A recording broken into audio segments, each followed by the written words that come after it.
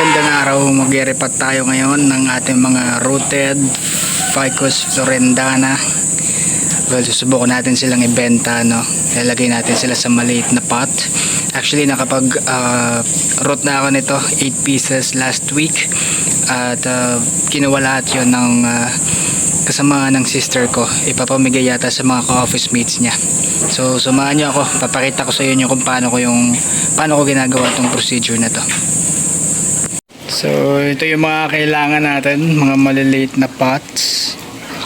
5 different colors. Soil medium, which is river sand. Medyo mahal ang river sand dito. Kinukuha ko pa siya sa Quezon City. 150 per sack. Tsaka syempre, rooting hormone para mas effective yung pag-uugat ng mga cuttings. So, ganito yung mga procedure natin. Ito muna yung una. Siguro magto 2 months na tong mga materials na to. Tinanim ko as cuttings, then dinilagyan ko ng rooting hormone. Yung iba sa kanila may mga shoots na bago. Good sign na malakas yung ugat.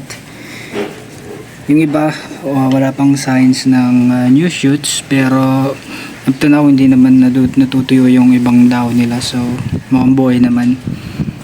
Tanggalin muna natin sila isa-isa, daan-daan, para hindi masyadong ma-disturb yung ugat, no? Pakita ko na lang sa inyo pag nahugot ko na isa-isa yan. Nakakuha tayo ng mga ilang pirasong successful na nag-roots. Yung itong isa na to wala pa, pero mukhang pa-root na din to. Tatanim pa rin natin yan since gagamit naman tayo ng rooting hormone. So ito, nag-root na sila after 2 months or more than 2 months siguro, or less than 2 months. And ito yung iba, wala rin silang root. And try pa rin natin silang itanim dito. Kukuha tayo ng mga bagong cuttings, tatanim natin ulit dito. Pero unahin muna natin ilagay sa mga pots to, maliliit na to. Habang piniprepare natin yung small pots, babad muna natin sa may tubig na may rooting hormone. Ito yung ginamit ko, meron yan sa Shopee tsaka sa Lazada. Okay, so ito yung 25 pots. So ang gagawin ko dito ngayon, yung 10 pieces or 9 pieces na rooted, separate ko. Then yung iba, irerekta ko na sila dito para isang handaan na lang. Tatandaan ko na lang kung, lagyan ko na lang ng mark kung alin dito yung sa 9 to 10 pieces yung rooted, para habang naghihintay, nag-establish na rin yung ibang wala pang roots. Sa ngayon, maglalagay muna ako ng mga maliliit na bato sa ilalim, kasi kailangan talaga nito well draining, no? So ito yung magiging filter nya, tsaka pangharang sa river sand natin. Ito yung pang ilalim. Pakita ko sa inyo kung paano. So ito, ganito lang siya. Nalagyan lang natin siya ng mga maliliit na bato sa ilalim para sigurado na maganda yung drainage nya. Magiging pangharang din to sa mga pinong buhangin sa ibaba. Ayan, okay na yan yung mga ganyang kataas. Kailangan lang malagyan lahat. So ayun, fast forward, nakapaglagay na tayo ng mga malalaking bato, medyo malalaking bato para sa drainage, para sa good drainage actually ng paso, para ng halaman.